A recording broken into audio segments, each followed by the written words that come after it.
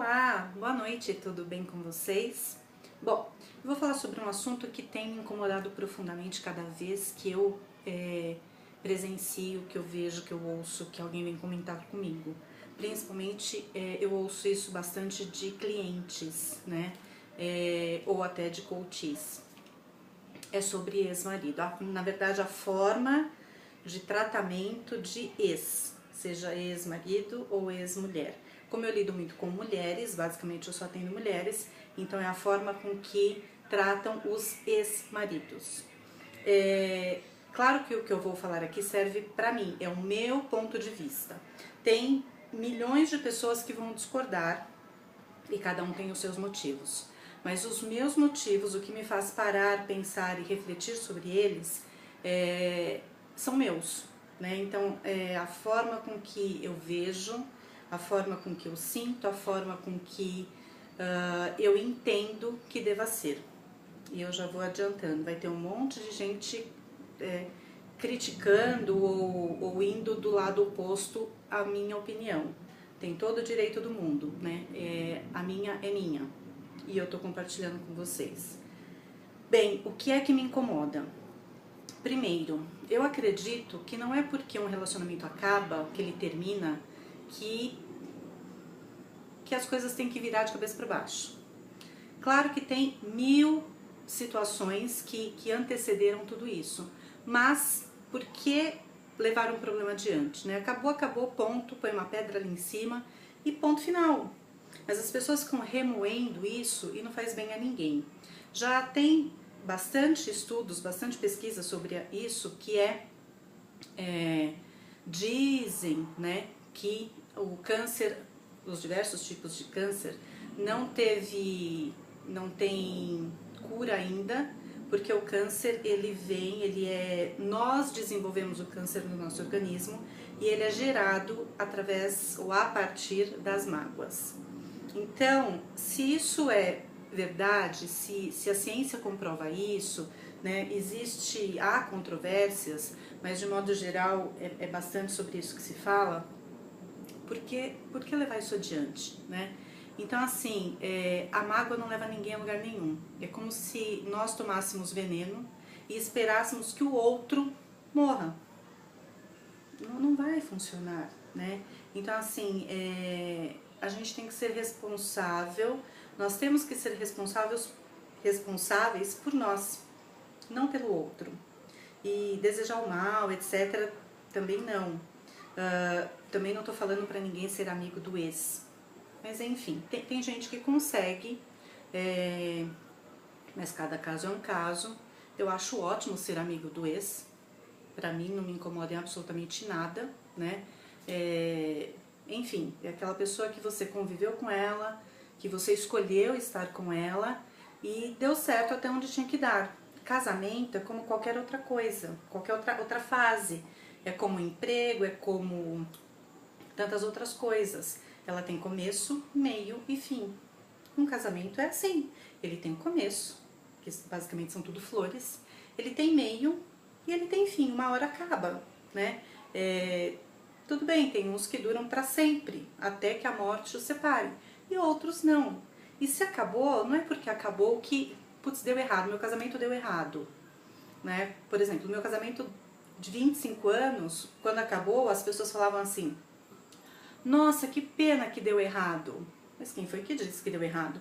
Deu certo demais. Né? Um casamento durar 25, basicamente 26 anos, é tempo demais. Não tem como falar deu errado. Deu certo demais até. Só que deu certo até onde tinha que dar. E depois passou a não dar mais certo. Então, o que fazer? Termina. Né? E aí, o que você faz? Então, eu fiz algumas anotações de algumas coisas que tem...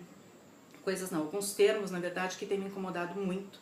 E eu tenho escutado isso com muita frequência das mulheres, por parte das mulheres em relação aos ex-maridos. E eu fiz umas anotações aqui. Então, são as seguintes. Primeiro, então assim, eu acho... Bom, primeiro vamos nos termos, né? O que de fato me incomoda. O que eu acho vem depois. O que me incomoda é a forma como tratam os ex-maridos, que Os ex perdem a identidade, eles perdem o nome. E as mulheres passam a chamar esses ex-maridos, e eu fiz uma listinha aqui, os termos que eu mais ouço, e de mulheres de todas as classes sociais, nível cultural, é uma coisa absurda, assim, pra mim é absurdo. Há quem acha que tudo normal, tem gente que vai dizer, mas depende do que aconteceu, você não sabe da história. Independente do que aconteceu, ou independente de saber a história, eu parto sempre do seguinte princípio. E quem me conhece bastante, que conversa comigo, ouve essa frase assim, me ouve falar com muita frequência, que é: as pessoas só fazem com a gente aquilo que a gente deixa com que elas façam. Caso contrário, ninguém tem o poder de me fazer, de fazer com que eu me sinta mal. Eu vou me sentir mal se eu quiser, se eu me permitir, ainda que o outro faça 1000 coisas. Se eu olhar e falar, isso não serve pra mim, ou isto é uma afronta e eu vou deixar pra lá, paciência. Eu não fui uma adolescente muito cordata, e eu brigava muito com a minha mãe. E eu aprendi muito, aliás, desde criança eu escutava a seguinte frase do meu pai. Meu pai basicamente não tinha muito estudo, não tinha estudo, sabia ler, escrever, mas assim, muito básico. Mas ele me ensinou algumas coisas que eu não encontrei em MBA nenhum. Não encontrei em pós, não encontrei em faculdade nenhuma, eu não encontrei nos livros, que é aquele conhecimento de vida, aquela experiência, e ele passou pra mim. Meu pai dizia assim, não adianta você brigar com a sua mãe. Não importa quem está certa ou quem está errada. As duas estão nervosas e vocês não vão conseguir se ajustar, se entender nunca. Faz o seguinte, fica no seu canto, ela vai ficar no canto dela. Vocês vão dormir, né? E amanhã os ânimos vão estar acalmados. E aí vocês podem conversar e entender o que aconteceu de cada lado e quem tá certo, quem tá errado, e aí vocês conseguem conversar de maneira civilizada. Enquanto os ânimos estão exaltados, ninguém tem razão. Quem tem razão perde. E quem não tinha mesmo vai perder mais ainda, porque vai tentar defender aquilo que não existe defesa. Então, e eu ouvi isso a vida inteira, enquanto eu via muito do meu pai, e eu levo isso pra mim. Depois, quando eu fui fazer programação neurolinguística, isso faz muitos anos, eu aprendi esse outro conceito, que é o que as pessoas só fazem com a gente aquilo que a gente permite. Então, enfim, eu sigo a minha vida pautada nessas questões, basicamente. E aí, eu escuto as mulheres falando assim, do ex-marido, que ele perdeu a identidade, né? Por exemplo, o meu ex-marido continua sendo o meu ex-marido. E aí, existe basicamente 3 termos que eu uso quando eu preciso me referir a ele. Ou eu falo meu ex-marido, meu ex-marido, blá blá blá, ok, é um ex-marido, ponto, sempre vai ser ex-marido. Ou o nome dele é Márcio. O Márcio, quando é alguém que conhece, né, e que sabe de quem que eu tô falando, eu falo, o Márcio, blá blá blá. Ou, se eu tô falando do meu filho e tal, eu falo o pai dele, ou o pai do meu filho.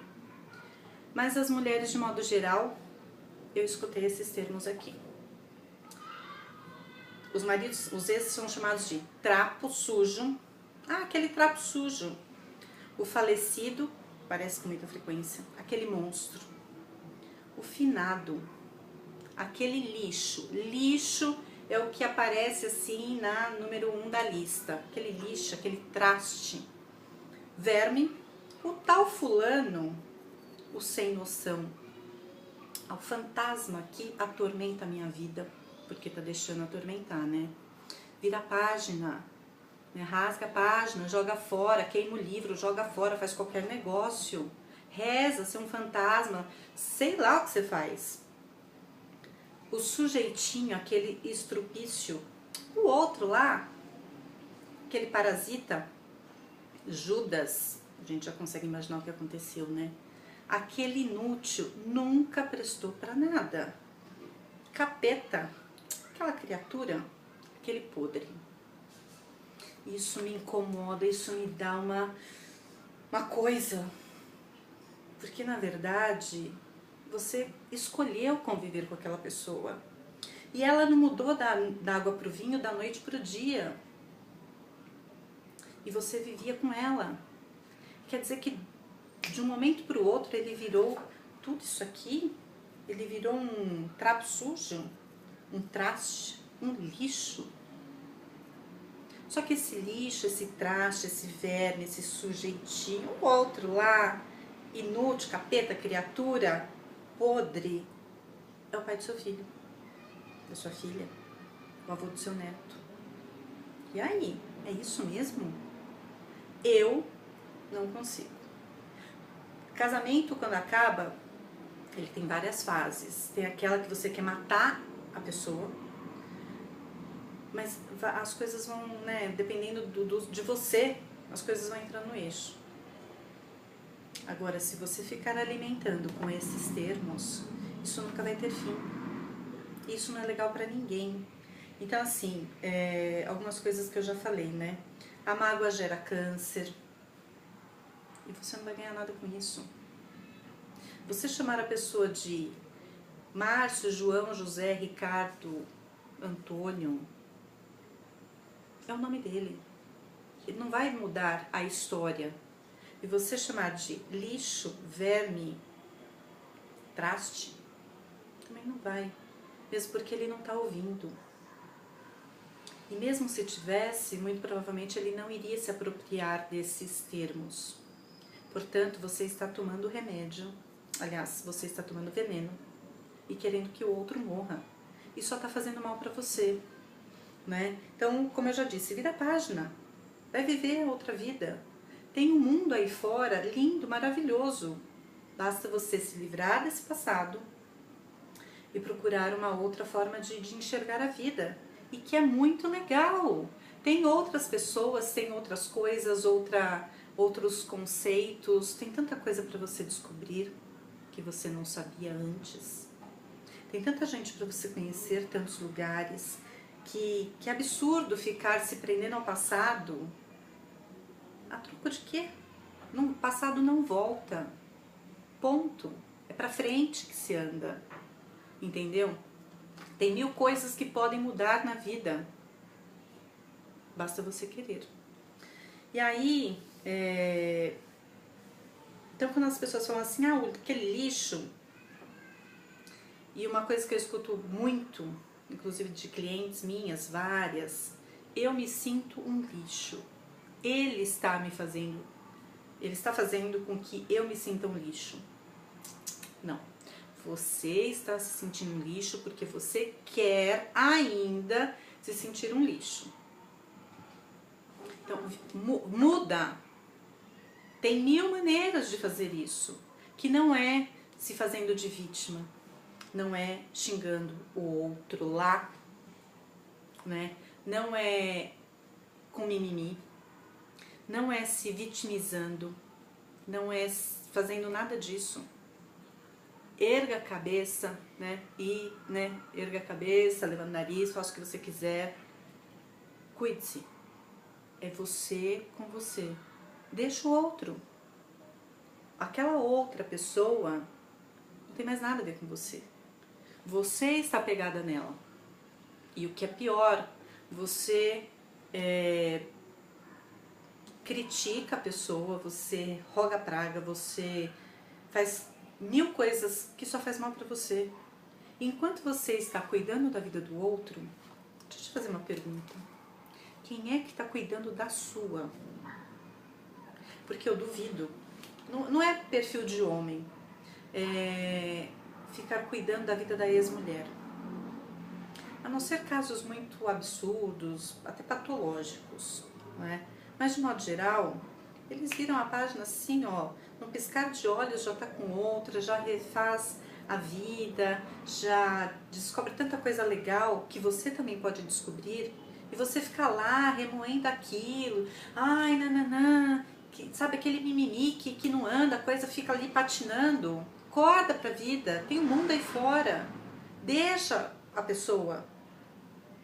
E deixa eu ver o que mais que eu tinha pontuado aqui.